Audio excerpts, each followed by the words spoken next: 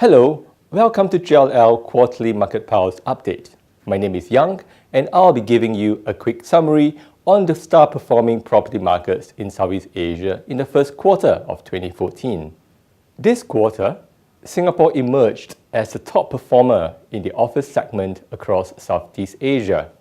Rental rates expanded at over 4% on a net rental basis in local currency terms.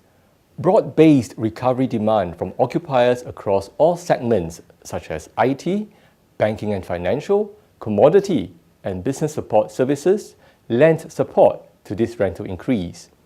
Now, capital values, on the other hand, expanded at a slower pace at just under 1%, possibly dragged by the potential interest rate rise in the mid to long term.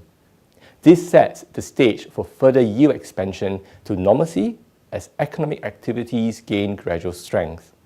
Following behind Singapore is Manila, where we saw rents expanding at just over 1%, supported by demand from offshoring and outsourcing, IT, multimedia, advertising, and insurance sectors.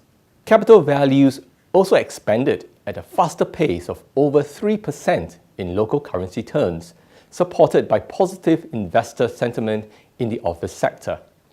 Now, despite the political uncertainty, local investor buying interest led the Bangkok office capital values to outpace rental growth, resulting in yield compression.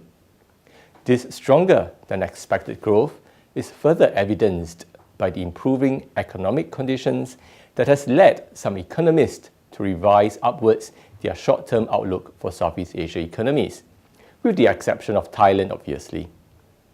Overall trend shows Thailand and the Philippines heading into slower growth due to political uncertainty in Thailand and a generally slower but sustainable growth in the Philippines.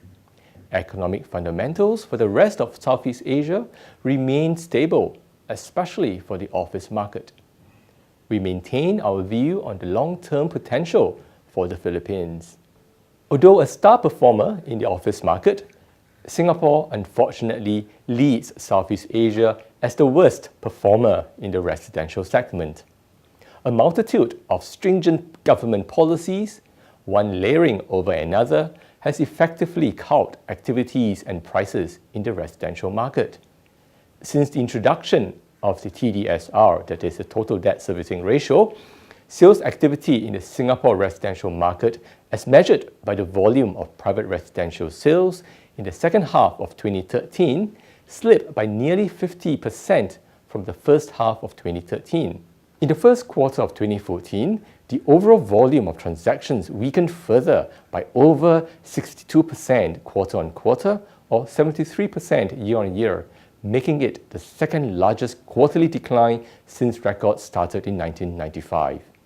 The largest decline, at 66%, was recorded in the third quarter of 1996, at the onset of the Asian financial crisis. The decline was apparent in the level of foreign buyers. As a result of the higher rate under the additional buyer's stamp duty imposed on foreigners, the volume of foreign buying more than halved, from more than 5,500 units a year in 2011 to some 2,200 units in 2012. The rates were subsequently revised upwards in January of 2013, resulting in a further contraction to some 1,800 units by 2013.